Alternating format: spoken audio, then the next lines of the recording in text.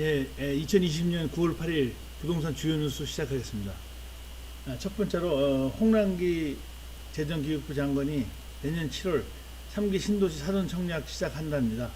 6만호 조기 공급이라고 되어 있습니다. 이 안으로 한번 들어가서 보겠습니다.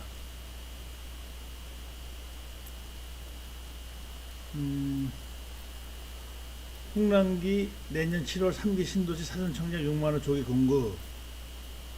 정부가 2020년까지 22년까지 공급되는 3기 신도시 내년 7월 사전 청약 2021년과 22년에 각각 3만호씩 조기 분양할 것이라고 밝혔다. 정부는 우선 3기 신도시 중심, 여기서 핵심 키워드는 남양주 왕숙 일부, 부천 대장 일부, 고양 창릉 일부, 하남 교산 일부 등 12월 사전 청약이 실시된다. 그런데 여기 하남 교산은 문해자가 많아서 공사 기간이 늘어질 수 있다는 걸 아시면 좋겠습니다. 그리고 핫 이슈로 떠오른 태릉 CC 21년 상반기 교통대책 수립 후, 과천 청사 부지는 청사 이전 계획 수립 후, 캠프캠은 미군 반환 후 구체적인 사전 청약 계획을 발표할 계획이다. 여기서 또 우리가 짚고 넘어가야 될 것은 태릉 CC 그 아파트 들어오지 못하게 인근 공릉동 주민이나 태릉 주민이 어마어마하게 데모하고 있다는 거. 그리고 과천 청사도 마찬가지고 여기 캠프킴 미군 반환 후, 이건 솔직한 얘기로 언제 미군 반환될지 모릅니다. 그건 알고 계시면 좋겠습니다. 그리고 홍 부총리는 3기 신도시 입주를 희망하는 가장 큰 이유로 편리한 교통을 뽑은 만큼 적기에 교통 인프라가 완비될 수 있도록 광역 교통 개선 대책 확정, 광역 교통 개선 대책의 그 GTX A 노선, B 노선, C 노선, 뭐 D 노선까지 나왔는데요. GTX A 노선도 그 강남 주민들이 데모를 어마어마하게 하는 바람에 솔직한 얘기로 언제 될지도 모르고요. 그리고 더 한 거는 삼성역은 지하에 그 대규모 공사를 해야 되는데 서로 이권 다툼 때문에 굉장히 지금 고통스럽게 진행이 된다고 합니다. 그러니까 그것도 역시 또 언제 또 해결되고 언제 추진될지 잘 모르겠습니다. 국토교통부에서 착한 서민을 괴롭히거나 세금으로 때릴 게 아니라 이런 것부터 먼저 해결하는 게 순서인 것 같습니다. 지금 진짜 투기꾼들은 MBC 스트레이트라고 하는 시사 교양 프로그램을 보니까 거기에 잘 나오고 있습니다. 국토교통부 전직 차관들, 국장들 어마어마하게 강남집도 갖고 있고 많이들 그렇게 앞서가고 이미 팔아서 마진 챙기고 다 끝판에 남들 다 하니까 한번 해보겠다고 손 똑 댔는데 세금 폭탄 맞게 생겼고 보유세 폭탄 맞게 생겼고, 정말 이거는 아닙니다. 그러니까 다들 알고 있는 사실이고, 이게 좀 더 진행된다고 봤을 때는 정말 아무도 장담 못합니다. 앞날을. 지금 코로나 때문에 광화문 집회가 정정당당하게 막히고 억눌려도 지금은 어떻게 큰 소리를 칠 수가 없어요. 일단은 맞아요, 그 말이. 그렇기 때문에, 그러나 그게 지나고 나서는 아마 우리가 상상을 뛰어넘는 대규모 집회와 대규모 데모가 있을 수도 있다는 생각이 듭니다. 그리고 홍 부총리는 8.4 공급대책 이후 1개월이 지난 현재 나름의 성과가 나타나고 있는 것으로 평가된다. 그리고 8월 5째 주 아파트 전세 가격 상승률, 아파트 전세 가격 상승률도 4주 연속 오름세가 둔화돼. 이거 믿을 수 없는 얘기. 그리고 법인세 부동산 과세 강화 정책 영향으로 최근 법인이 보유하던 아파트 매물이 늘고 있으며 이러한 추세는 앞으로 이어질 것으로 예상된다. 이건요, 법인 부동산을 하라고 허가를 내줘놓고 이거는 완전히 목에다 칼을 대고 꾹꾹 누르는 그런 정책을 피우고 있고, 세금도 그렇고, 아니 부동산 매매 법인을 하라고서 사업자 등록증도 내주고 다 해놓고 이제 와서 안 되겠으니까 너무 잔인하게 죽이고 있습니다. 이거는 정말 있을 수 없는 나라고 있을 수 없는 일이에요. 뭐 내년 6월까지 팔린다고요? 너도 나도 다 내놓으면 그게 팔립니까? 가격이 천정부지로 절반값 이하로 팔아도 팔릴까 말까가 될 것 같다는 생각도 들고요. 아무튼 이거는 아니에요. 하라고 내비로 두고 세금 걷어갈 때는 언제고, 안 되겠다 싶으니까는 갑자기 도끼를 들고 와가지고 머리 깨부시고, 손 자르고 발 자르고, 이거는 어느 나라에도 이런 건 없습니다. 차라리, 말소시키고 나서, 그 다음에 기간을 충분히 준 다음에, 그리고 앞으로 더 이상은 살 수 없게 해놓고, 그러나 현재 갖고 있는 거는 큰 손해를 보지 않는 범위 내에서 하나 둘 팔 수 있는 기회를 주는 게 맞다고 봅니다. 저는 그렇습니다. 홍 부총리는 그동안 발표한 부동산 정책을 흔들림 없이 추진할 경우 시장의 기대 심리가 안정되면서, 안정되는 게 아니라요, 완전히 폭락하면서 정신병자가 엄청나게 늘어날 것 같습니다. 그리고 코로나가 좀 안정되면은 어마어마한 대규모 광화문 집회가 반드시 있으리라고 봅니다. 네, 이거는 여기서 끝내도록 하겠습니다.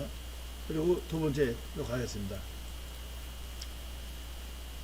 두 번째는 들썩이는 호남권 분양시장, 하반기 1만 가구 공급. 호남권도 조금 날린가 보네요. 자, 속으로 들어가겠습니다. 들썩이는 호남권 분양시장, 아파트 분양 열기가 뜨거워진 순천, 완주, 광주 등 호남권 내에서 연내 1만 1천여 가구가 분양될 예정이다. 8일 부동산 업체 부동산 인포에 따르면 9, 12월 호남권에서 총 1만 1,387 가구가 공급된다. 지역별로는 광주 7곳, 전북 5곳, 전남 4곳. 이는 지난해 같은 기간 일반 물량보다 약 2.7배 늘어난 수치다. 내 집 마련 열기가 여전에 건설업체들이 공급의 속도를 낸 것으로 분석된다. 그런데요, 제 개인적인 생각은 그렇습니다. 만약에 이 호남 쪽에 관심이 있으신 분들은요, 정말로 사자마자 파는 게 좋습니다. 반드시 어마어마한 규제와 어마어마한 그 징벌적 과세가 분명히 예상됩니다. 그리고 웬만하면 안 하는 게 좋습니다. 뭐 인구가 있어야 뭐 오르든지 말든지 하죠. 다 뭐 지들끼리 선수들끼리 우아 몰려서 갔다가 우아 몰려서 나오고 하는 시장이기 때문에 이거는 그렇습니다. 제 개인적인 생각은. 하실 분들은 하시겠지만 굉장히 위험하고 부적절하다고 봅니다. 8월까지 공급된 20개 단지 중 13곳이 전타입 1순위에서 청약이 마감됐다. 몇몇 단지에서는 수만 명의 청약자가 몰리기도 했다. 왜 몰렸을까요? 난 이게 이해가 잘 안 됩니다. 근데 조금 이해가 되는 거는 구조가 좀 괜찮답니다. 구조가. 그리고 그 전에 볼 수 없었던 아파트 판상형이 아니고 탑상형이기 때문에 그런 거로 생각됩니다. 지난 4월 전북 전주시 우아시티는 1순위 평균, 그리고 반드시 그 전주에 대한 그 인구 유입과 감소를 꼭 확인하시고, 그리고 거기에 무슨 호재가 있나, 저기 중앙정부의 어떤 부처 하나가 내려간다고 해서 그게 수만 명, 수십만 명을 끌어들이는 그러한 그 호재는 절대 아닙니다. 이거는 그냥 앞서가는 선수가 먼저 바람 잡고 청약 통장 있는 거 다 쓰게 만들고 그런 것 같습니다. 자, 6월 광주 동구에서 공급된 이편한 세상 부동산 역시 평균 106대 1의 경쟁률로 1순위 마감에 성공했다.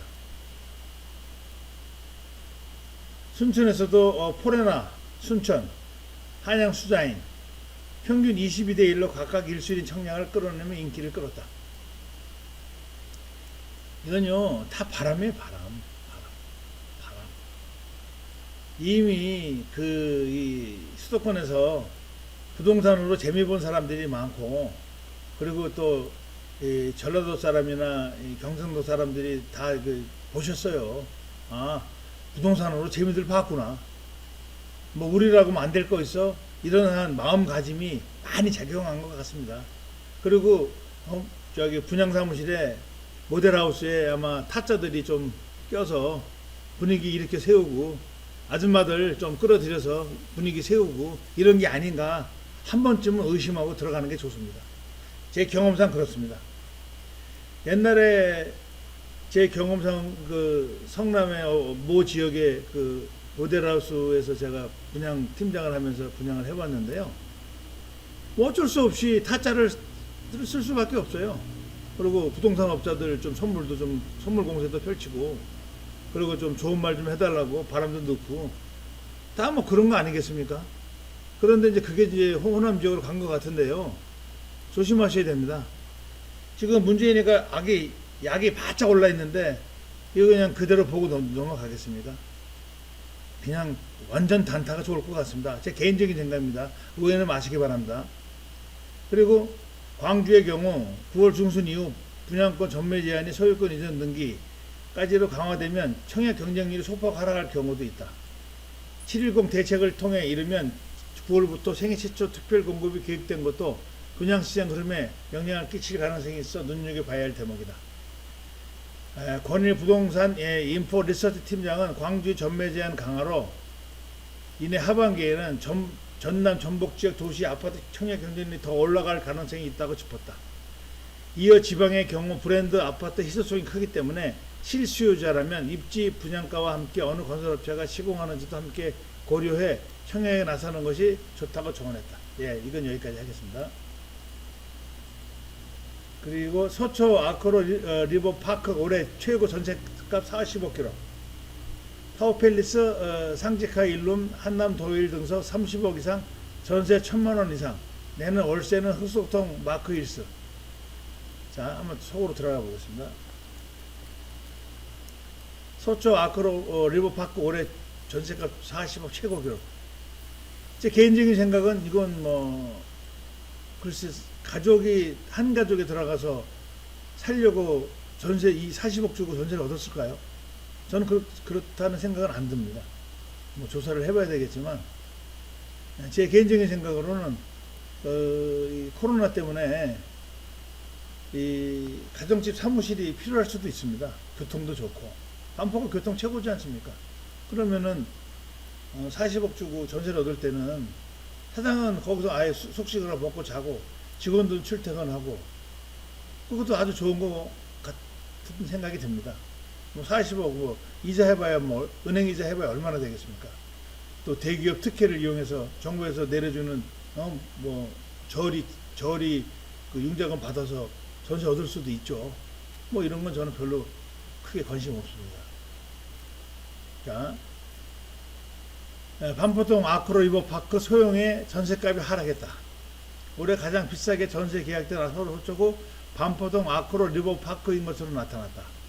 8일 국회 국토교통위원회 소속 더불어민주당 박상영 의원이 서울시로부터 제출받은 자료에 따르면 아크로 리버파크 전용 면적 200.59제곱미터는 지난 4월과 5월에 33층이 40억의 전세 계약이 체결됐다. 올해 전국에서 가장 비싼 전세값을 나타냈다. 같은 층이 같은 면적이 2017년 7월 37억 원에 계약된 것보다 3억 원 오른 금액이다. 아크로 리버파크는 신반포 1차 아파트를 재건축한 2016년 준공됐다. 지난해 10월에는 매매가가 3.3제곱미터당 1억 원을 돌파하기도 하면서 초고가 신축 아파트로 자리 잡았다. 다음으로 강남구 도곡동 타워팰리스 3차와 상지 리치빌 카일룸 두 번째 보증금이 높았다. 용산구 한남동 더 한남 더힐, 강남구 청담동 마크 힐스 웨이트 윙 전용 183제곱미터 33억 원, 강남구 삼성동 아이파크 전용 195제곱미터 32억 원 등도 보증금 30억 원을 넘겼다. 올해 최고 월세, 보증금이 임대료 12개월치 이하. 서울 동작구 흑석동 마크 힐스였다. 이 단지 전용 240제곱미터는 지난 3월 보증금 1억 원, 임대료 1000만 원에 계약됐다. 지난 2월 강남구 역삼동 현대 까르띠에 7710 전용 230제곱미터는 보증금 1억 원에 임대료 950만 원에 월세 계약됐다. 아크로 리버파크 전용 112.99제곱미터는 지난 2월 보증금 5천만 원 임대료 750만 원에 계약됐다. 5천만 원에 750만 원 엄청나네요. 과연 누가 살까 이거 좀 알아볼 필요는 있겠죠. 그리고 이 750만 원이나 이런 큰 금액을 주고 왜 여기를 들어왔는지 정중하게 물어보고 싶군요. 그리고 알아볼 생각도 있습니다. 제가 개인적으로. 예. 그리고 박성명 의원은 전월세 가격 급등으로 인해 중산층과 서민의 박탈감이 커지고 있다며 정부는 새 임대차법의 안정과 원활한 시장 정책을 위해 노력해야 한다고 말했다. 한편 국토교통부 실거래가 공개 시스템에 따르면 올해 25억 원 이상 전세값이 나온 아파트로는 삼성동 센트럴 아이파크, 로덴하우스 이스트, 레미안 대치 팰리스, 반포자이, 갤러리 아포레, 대치동 동부 센트레벨 등이 있다. 대부분 강남과 서초, 성동구의 펜트하우스에서 기록이 났다. 펜트하우스에서 기록이 나왔다.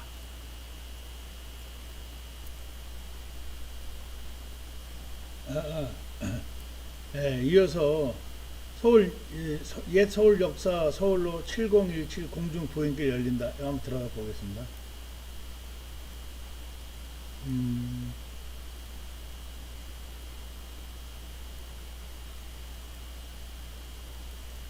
예. 여기 서울 역사 서울로 7017 공중 보행길 열린다.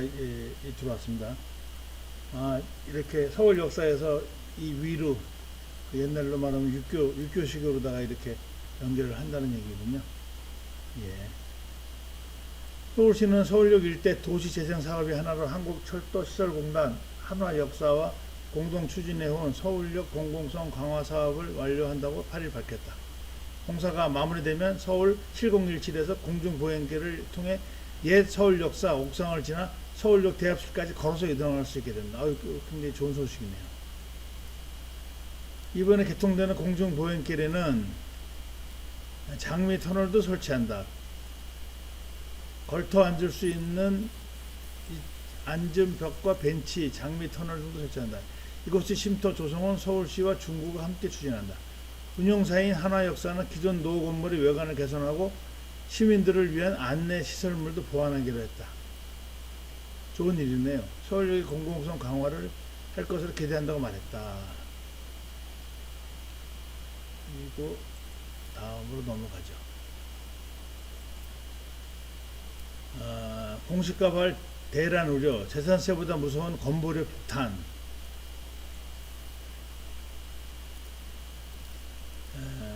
공시가가 이제 거의 현실화 시키다 보니까는 이 건보료가 거기에 따라서 올라가니까는 폭탄이 될 수밖에 없죠.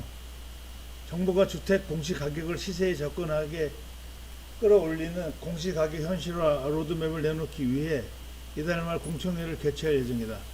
공시가격이 오르면 시세 9억 원 미만 중저가 주택의 재산세 부담이 급증한다. 시세 6억 원 이하 주택의 재산세율 인하가 검토되고 있으나 이보다 부담이 2배 더 많은 건강보험료 개선이 시급하다는 지적이 나온다.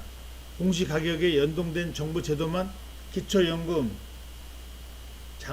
각종 장학금 등 60여 개에 달해 자칫하면 공시가발 대란이 우려된다.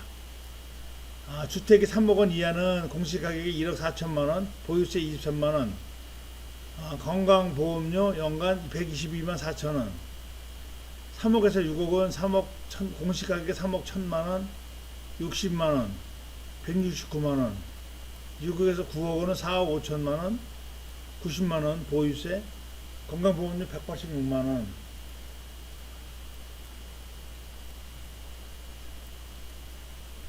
주택이 9억에서 12억 사이는 8억 4천, 공시가격이 보유세 240만 원, 건강보험료 220만 원.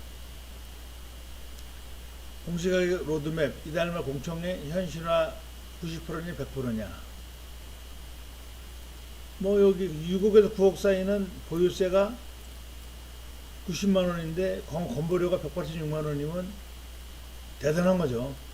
더블이 넘네. 298 더블이 넘네. 건강보험료 어마어마한 거죠. 1년에 병원 한 번도 안 가는 사람도 있어요. 여러 번 가는 사람도 많겠지만 공시가격 로드맵 이달 말 공청회 현실화율 90% 100%냐 7일 정부 관계 부처 등에 따르면 국토교통부는 다음 달 말 공시가격 현실화 로드맵을 발표할 예정이다. 지난 3월 국회를 통과한 부동산 가격 공시에 관한 법률 개정에 따라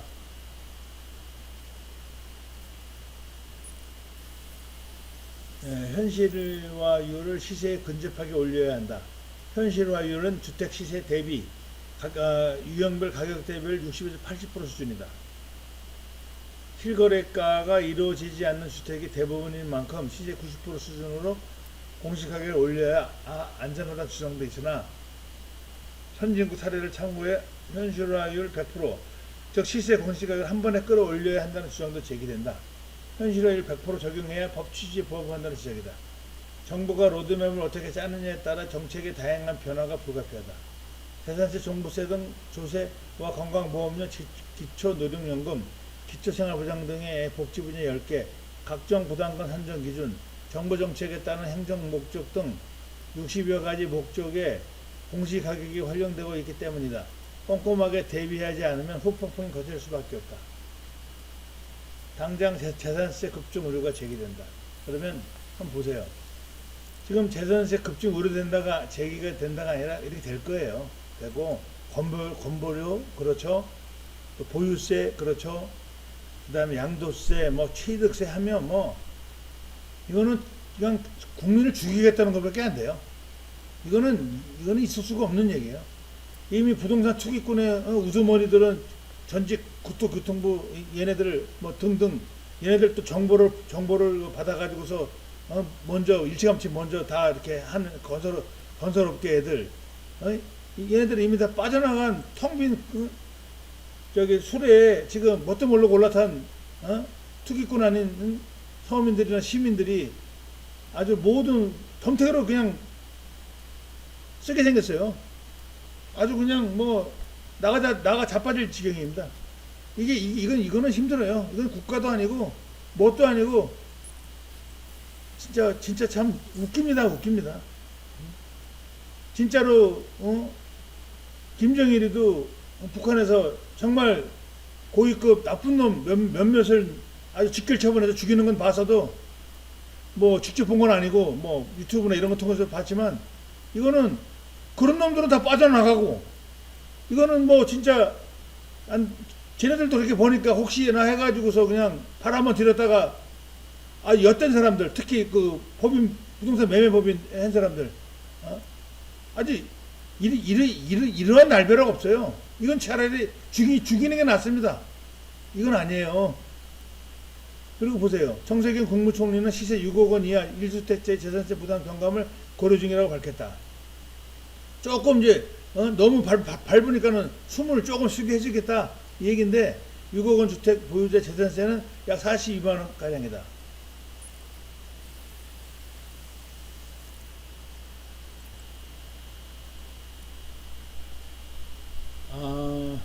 그리고 1억 원 뚝 서울 아파트 급매물 증가,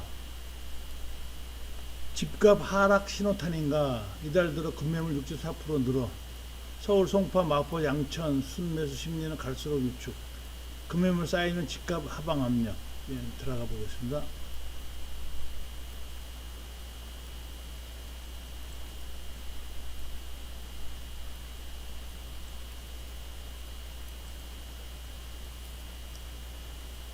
이게 왜 안 나오냐.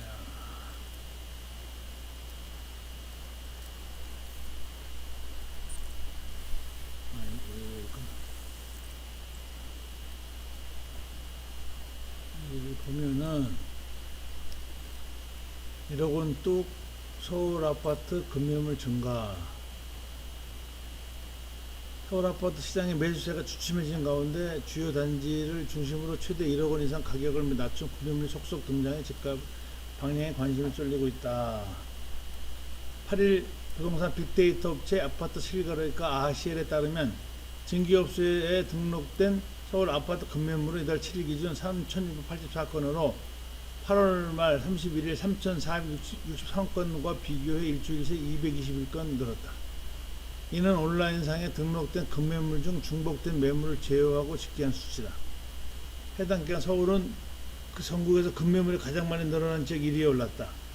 2위는 경기도로 일주일간 160건 늘었고 경남, 부산 등이 뒤를 이었다. 지난달 급감했던 서울 지역 아파트 전체 매물 건수도 이달 증가세로 전환해 8월 말 4만 1129건 대비 2.1% 늘어난 4만 1997건이다. 자치기업을 급매물 현황을 보면 서초구가 지난달 말 365건 현재 410건 뭐 아무래도 좀 늘어나겠죠. 그렇게까지 목을 누르는데 매물이 안 늘어나면 진짜 이상한 거죠. 뭐 부동산 매매 법인을 뭐 진짜 난자했어요. 난자했고 그 부동산 매매 법인을 운영하거나 운영 막 한 사람이나 이미 또 그 줄이 있어서 손을 댄 부동산 매매 법인은 작년에 정리를 많이 했다고 합니다. 벌써 눈치채고. 그런데 이제 순진한 사람들 있죠. 순진한 이제 서민들, 뭐 순진한 약간 뭐 돈 좀 있는 사람, 약간 있는 사람들이죠. 이런 사람들이 뭐 이 사람 저 사람 괜찮다고 하니까 벼르다가 한번 해봤는데, 그래서 뭐 한 개 또는 두 개 샀는데 이러한 사단이 났네요. 정말 참 그러니까 어리버리한 사람만 죽는 거예요. 벌써 이미 작년에 그 손댄 사람들은, 줄 있는 사람들은 이미 뭐 거의 90% 이상 팔고 빠졌대네요. 내가 알아보니까. 그게 이제 이 선수가 아닌 사람들만 이제 박터지게 이제 피터지게 생겼네요. 정말 많이 억울할 겁니다. 뭐 국가에서 하라고 법인 사업자 등록증도 내줘서 그거 믿고 또 했을 텐데 정말 세상 무섭습니다. KB 부동산 조사에서 7.10 부동산 대책 직전 154 4.4까지 치솟았던 서울 아파트 매매 우위 지수는 이후 8주 연속 둔화. 당연히 둔화하죠. 101.5까지 떨어져 기준선이 임박했다. 강북 지역은 지난주 99.3을 기록 12주 만에 먼저 기준선 아래로 내려오며 매수자 우위로 전환했다. 집을 사려는 사람이 갈수록 줄고 있다는 의미다. 심교원 건국대학교 부동산학과 교수는 코로나로 인해 실물 경제가 어려워지면서 부동산 시장도 영향이 불가피해 보인다며 코로나에 따른 거시경제 불안과 가파르게 오른 집값, 부담감, 정부 규제에 맞물려 다주택자와 법인 급매물이 더 많이 나오게 될 것이라고 말했다. 오늘은 여기까지 하고요. 앞으로 더 열심히 하겠습니다. 괜찮으시다면은 구독과 좋아요 좀 부탁드리겠습니다. 안녕히 계세요.